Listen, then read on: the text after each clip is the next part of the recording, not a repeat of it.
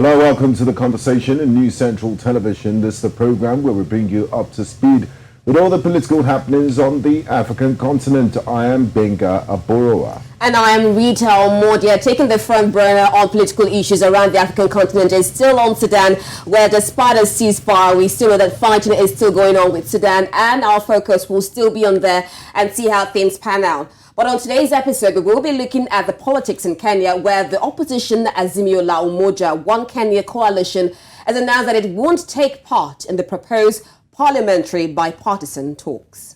We'll also be discussing the outcome of the just concluded supplementary election in Adamawa State, where the Independent National Electoral Commission has declared the People's Democratic Party's Fintiri as the winner of the election. I think I would say probably this is the end, at least we can have for Adamawa State. But it's not the end, because if you talk to legal practitioners, we have a situation where there are two governors and the court needs to decide, because the REC is an official of INEC, even though he's not the one constituted to announce the results. Yeah. So we have quite a situation in our hands. Well, I definitely want to see how legal practitioners want to go about it, because while he announced the result, the collation had not ended. So where did he get the results from? Exactly. I think I would like them to really expand on that. And also, Madam Binani has gone to court. So I guess, women power. Gbenga, when you say women power, yes, women power. She's fighting for what she thinks is right in her own. Is she right? I guess we'll have to wait for the court. We'll wait for all that. Definitely. Well, we'll definitely start talks right now in Kenya, where the opposition party in Kenya, Azimio la Umoja, One Kenya Alliance, led by Raila Odinga, has refused to participate in parliamentary bipartisan talks and has instead opted for an extra-parliamentary process. This decision came after President William Ruto-led Kenya Kwanza tried to set up a joint committee for the talks through a motion in Parliament. The Azimio la Umoja One Kenya team has insisted on resuming their weekly protests after Ramadan and expressed doubt about the government's intentions to hold an honest dialogue.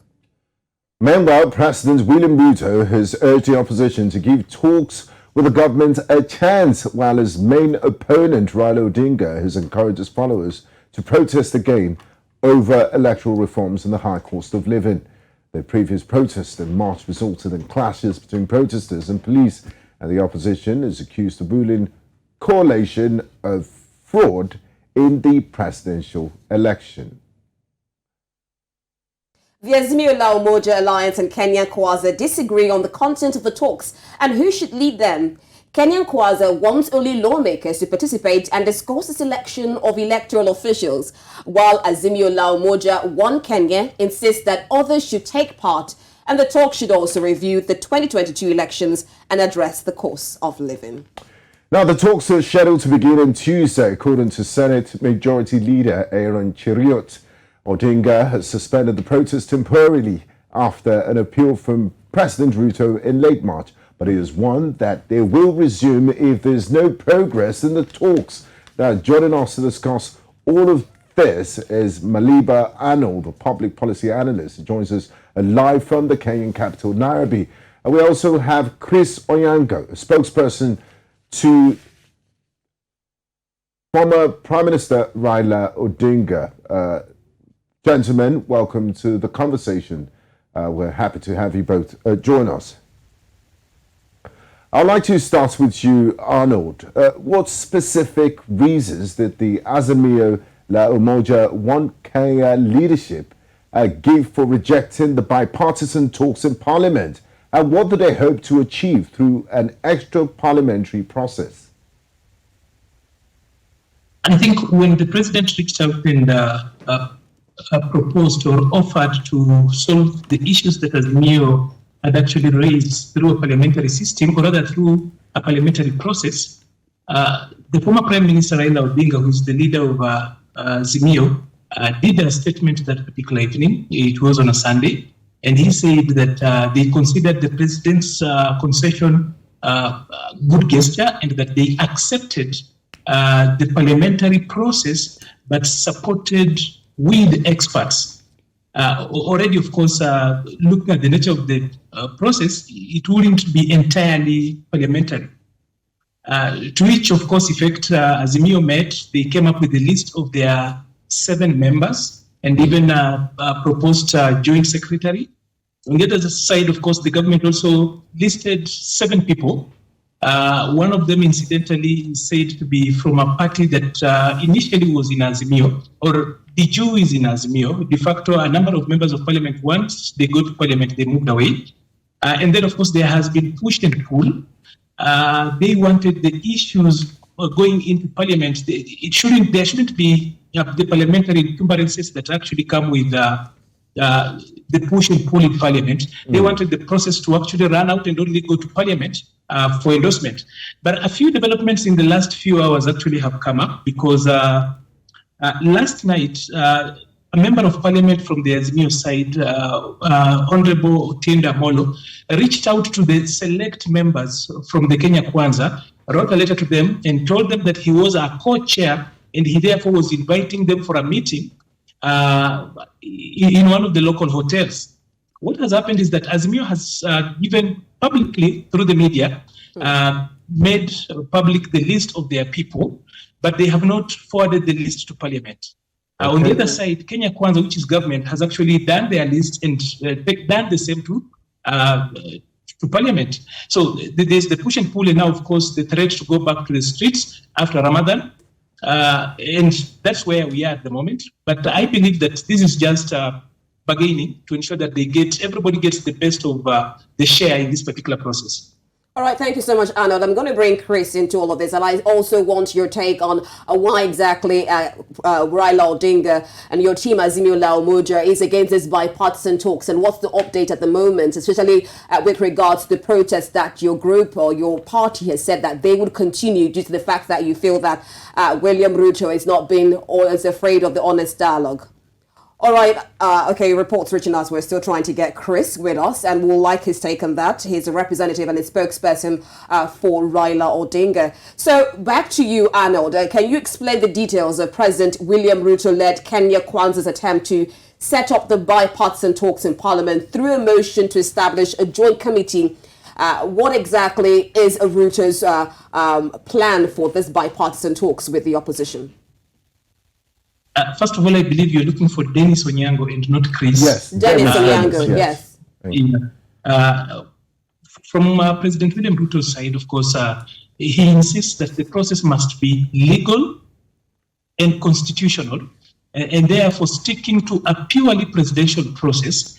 And that, of course, Azimio has a problem with that because, number one of the issues Azimio raises is that Parliament is quote-unquote rigged in that the government has got the majority of members of parliament to a number of Azimio members of parliament elected on Azimio political parties or Azimio leading political parties have openly crossed the floor and decided to work with government. So Azimio feels that if they go purely in a presidential way, they might not have their issues taken care of.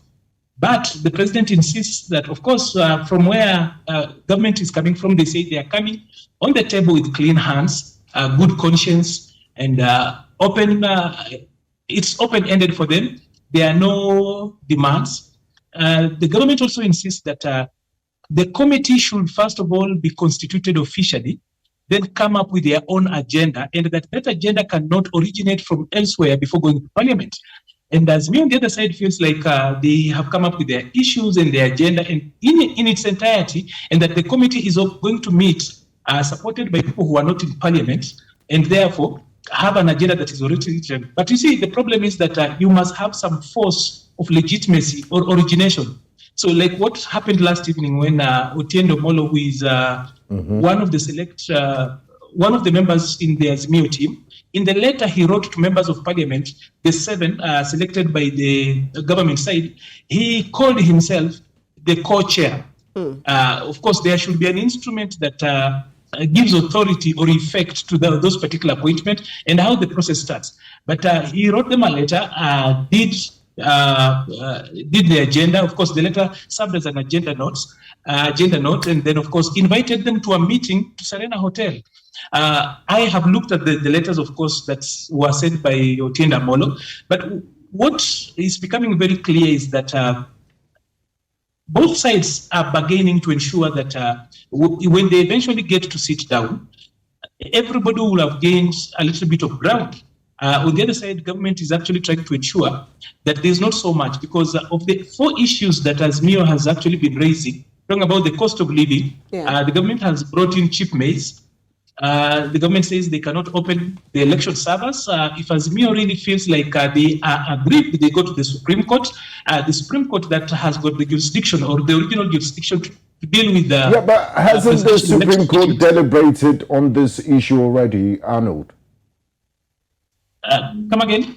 But the Supreme Court has deliberated on this issue already last year and said, you know, President William Ruto is the legitimate president of the Republic of Kenya. So why are we still deliberating on the legitimacy of the president if the Supreme Court has decided on the matter last year? Sometimes in January, Azimio came up with what they call a whistleblower's report that alleged that somebody from within the EMB, the electoral management body here, we call it the IEBC, had revealed newer data that demonstrated that Azimio had won. And therefore, they were insisting that they want to go back to the servers, and that is where their votes are. A few days ago, again, Raila Odinga said that the company Smartmatic, some officials from the Smartmatic company that conducted the technological side, or rather that offered technology support to our EMB, they had flown into Kenya and that they were messing up with that particular process. The truth, however, for me, from where I see it, is that the argument around the server is a difficult one to honestly quantify. It's a very difficult argument or even issue for government to go about it, because if you want the servers open, you go back to court. They don't want to go to court. But then it's the Supreme Court, like you've said, already deliberated on it and decided that William Ruto won the elections. And by the way, it's important to actually remind our viewers that the server bit of it, the transmission, the digital transmission for us in Kenya is not the official transmission. That is a redundancy measure, and that the returning officers will have to travel from the polling station, or rather the constituency, to Nairobi, the capital, with physical results, and that is what is used to actually compute and declare results. So there is literally nothing in the server if it does not impeach Form 34A that is actually brought physically by the returning officers from the constituencies. It might not really, there's not so much that will be done. But the thing here is that this is a moving target. If you open the servers, and then of course, Azimio would say that the Venezuelans and Smartmatic came in and they altered with it, and we therefore don't believe in it. Wow. So this one is a moving target. The server issue is a moving target. You cannot actually, politically, you are not going to actually stop it. Quite a complex situation there. But let's talk about this proposed meeting, because if Kenyans go back to the streets, we do know the effect on the economy and how that can blow out of proportion. Now, you mentioned the Member of Parliament, Otende Amolo. Who is he? Is it the leader of the opposition in Parliament? And what role will he play in the process of setting ground rules for the talks? Because he's in discussion with members of his own party. What specific ground rules do you think will be discussed? Otende Amolo is one of the members of parliament, the 7 members of parliament given by Azimio to be part and parcel of the 7 aside. Let me call it the 7 aside bipartisan dialogue. He is on the Azimio side. Until yesterday, when he did the letters to the Kenya Kwanza side, we didn't know that he was actually the co-chair. In that particular letter, he signed off as the co-chair. But this is what gets interesting. I look at it as a political game where Azimio has already declared that they are not interested. Publicly, they've told everybody, including you, the way you actually are putting it is that they no longer want a parliamentary process. Yes. That they will only join an extra-parliamentary process. But what do they do? In the evening, late at night, Otende Amolo writes letters to all the members, the 14 on the other side. And he says, actually, if I were to quote the letter, he says that he has read or heard that the official. If it's me, I have read and heard that you could be part and parcel of the select people. I am actually reaching out to tell you that we would like to have, I am the co-chair from the Azimio side, and I would like to invite you to the beginning of the meeting, and he sets the agenda. What he's doing is that he is convening the meeting illegally, or rather, I wouldn't say it illegally strictly, but he's starting a process that is extra-parliamentary, not through the parliament, through parliament, because on the other side, the government side has actually forwarded the names of the 7 select members to parliament. Okay, now Arnold, when you have this talks extra-parliamentarily, which Azimio La Umoja is looking for, what exactly do you think will be the effect? What is Raila Odinga actually trying to achieve by these talks going outside the parliament? And are these parliamentarians, do they have to listen to Raila, or they're acting independently? I feel from where I sit that looking at some of the issues that Azimio is actually asking for, some of them are what I would call impossibilities. Like one, when you say that we have to roll over the elections, initially he started by saying that they do not recognize the presidency, or rather the leadership of William Ruto. Now, of course, he's moved over to a place where he says they want to open the servers. In the constitution, there is a timeline to election petitions. So it's not open-ended. That particular window is already closed by the time they went to court and are here. So even asking the opening of the server, like for example, there are better asks, realistic asks, for example. Why would he not, for example, ask for Form 34As from all polling stations, the 46,000 polling stations, the physical ones that were filled? Because at the polling station, after the votes have been counted, the officers that are presiding over the elections fill them, and the agents that are there are given, the observers are given a copy, and then the returning officer moves a physical one, takes an image of that, sends it to what is now the server that is being talked about, and then travels physically with a physical copy. And it's that physical copy that actually is used in computing the final results. Because sometimes in 2017, a site that was actually supporting Raila Odinga went to court, the Supreme Court, and the court ruled that results as declared at the polling station are final. So you cannot change. Even if after declaring the results, you recount and realize that there is a problem with that, you will have an error form in which you then fill in any discrepancies that are there. So that's why I actually say that this opening the server claim and call is a moving target. And seeing actually how Odinga operates is that even if you granted him access to the servers, he will still go ahead and say, like he's already claimed, that the Venezuelans are here, they were in Masai Mara, and they were altering with the servers and the content therein. So we are not going to see the end to this. This one is continuously going to be there. But I feel, to answer your question in a few words, would be that I think Azimio has actually invited government into a distraction party. Government is not going to see the end of this, so they will not be in a position to deliver and also manage the politics on the side with what Raila Odinga is actually bringing up. So, okay, so Arnold, it's actually for government. Arnold, from your own observation, because there have been speculations when the protest started that Azimio La Umoja, that's Raila Odinga, is actually looking for a power sharing agreement. And even the Vice President, Rigathi Gachagua, he said that we know what they want and we're not going to give it to them. From your trajectory and looking at Kenyan politics, do you think that is also what Raila Odinga is looking for? And will William Ruto actually fall for this bait? Knowing the history of the Right Honorable Raila Odinga, you cannot put that past him.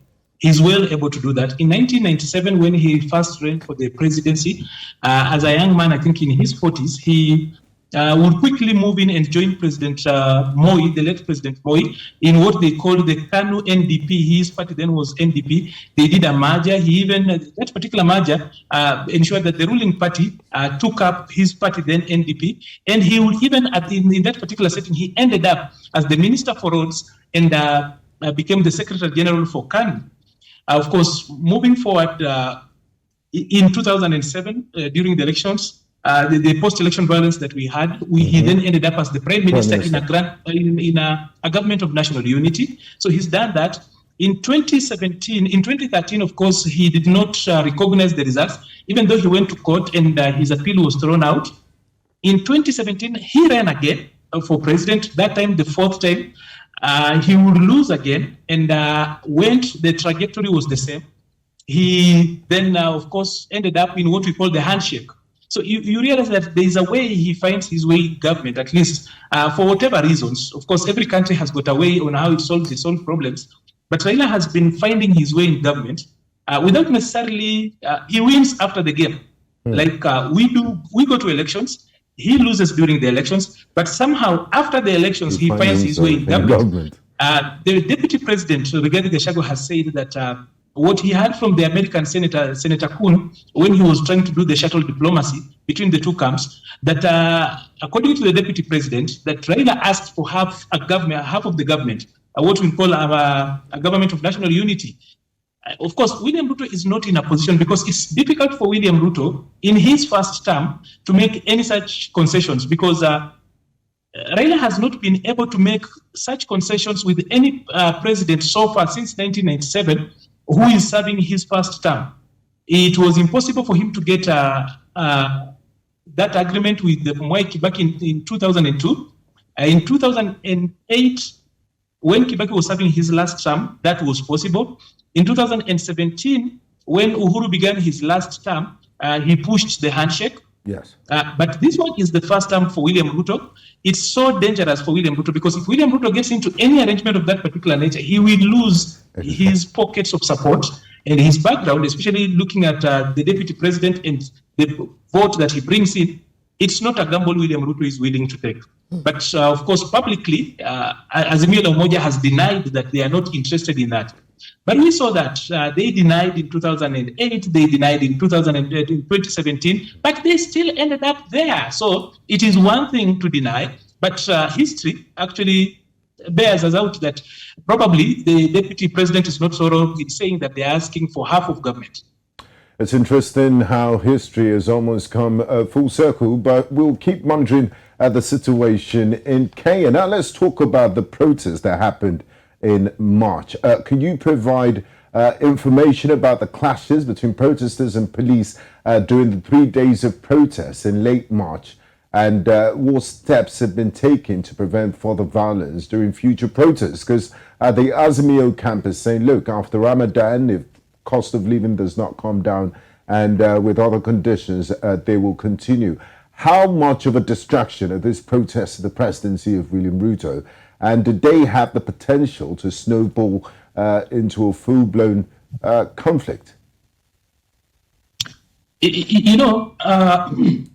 Kenya is a very noisy country. If you are a neighbor to Kenya, sometimes you might think that the house is burning, but when you get in, you realize people are just having a normal conversation.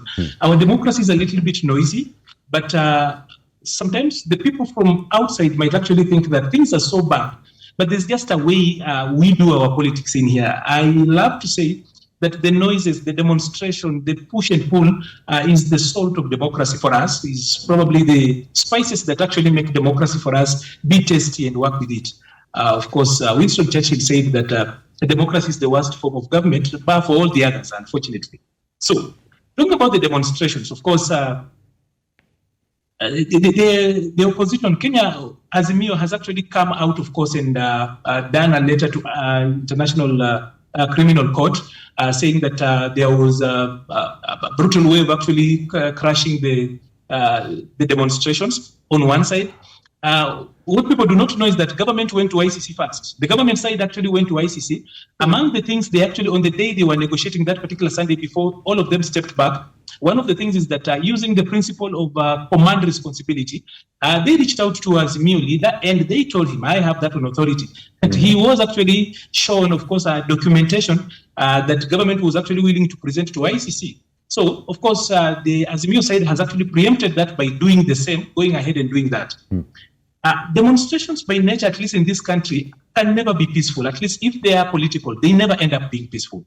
And the police have got the single duty to ensure that every other person's interest is taken care of. So we saw an element of police mismanaging the demonstrations.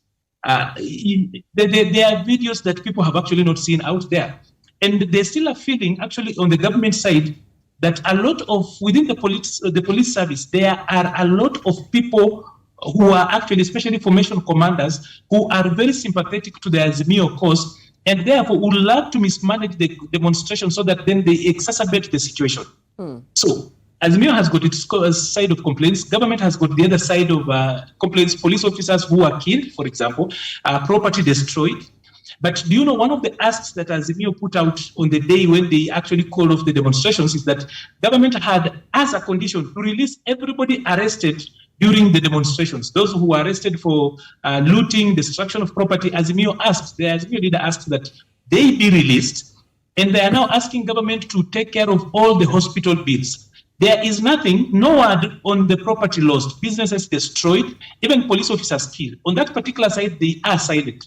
So, of course, you will say that their major interest here is on the people they presume are their own. Okay. In breaking down, or rather in stopping demonstrations, especially if they are violent, it's quite a difficult art. On our side, I don't think that the police were really prepared for this.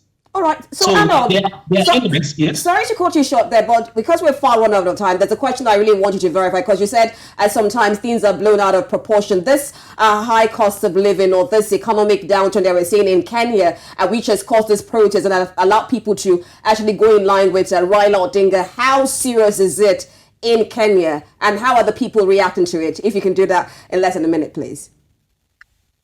When talking about the cost of living in this country, unfortunately, the politicians will only stick to the cost of food, even though the cost of living has got about 5 indices, or rather indexes that you can actually look at. Food, transportation, energy, education, housing, clothing, and so much.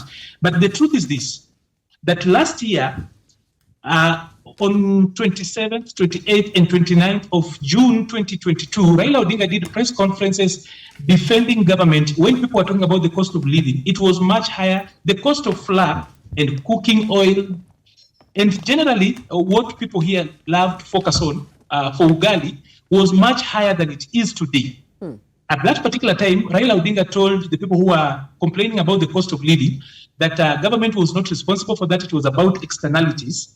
Not that he doesn't have the right to actually change his mind, but the truth is that the cost of unga, which is flour here, maize flour here, which is our staple food, is now much lower than it was last year when Raila Odinga told us to keep quiet. And he actually told everybody who was talking about it that they were backing. He told them to stop backing. So between then and now, the only one thing that has actually gone up is cooking gas marginally by about 5 shillings. 5 shillings is about a naira. But then all the others are actually constant. So the cost of living as an issue for Azimio is the easiest one to mobilize people up against government. But it's not the key issue, the reason why they actually are going to the street. For Raila, the real issue for him is actually to get into government. This issue about going to the street, about the cost of living, he's not interested about it, because at the moment, people are farming, people are in farms. Government is actually giving fertilizers, is actually giving subsidized fertilizers, seeds, helping farmers to till land. They are giving the second round of fertilizer to farmers, subsidized fertilizer. No one is talking about that. But then, of course, because it's the easiest one to mobilize the masses around, it actually is the one that is being used to mobilize masses. But the real issue for Raila Odinga is about IEBC and his ability to destabilize this particular government and ensure that probably he gets into government the way he did with the previous regime. Thank you very much, Maliba Arnold, for being a part of this conversation. We do appreciate your insights and your contribution. Thank you. Thank you. Thank you very much. You're watching The Conversation in News Central Television. We'll go on a quick break, and when we return, we'll switch gears to Nigeria, where we will be looking at the outcome of the gubernatorial supplementary elections in Adamawa State in northeast Nigeria. Stay with us. We'll be right back.